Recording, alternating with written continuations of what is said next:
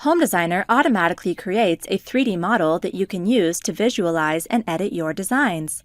There are 3 types of cameras you can use: a full overview camera, a dollhouse camera, and an elevation camera. Each camera type has advantages that can be useful for different types of views. The full overview is great to visualize the roof, exterior, and landscaping elements.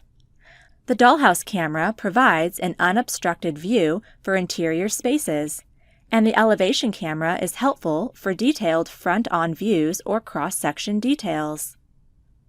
To create a 3D view, choose the camera type and create the view.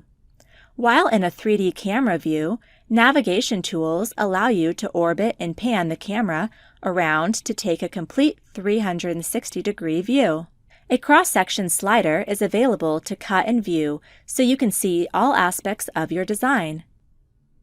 You can record camera movements as well as use the 3D walkthrough tools to create a virtual tour movie file you can share with friends and family. Camera views can be filtered with different rendering techniques. You can toggle and visualize different styles. The standard render, vector view, glass house, technical illustration, watercolor, and physically based ray tracing for the most realistic view. The settings for each of the techniques can be adjusted to your needs.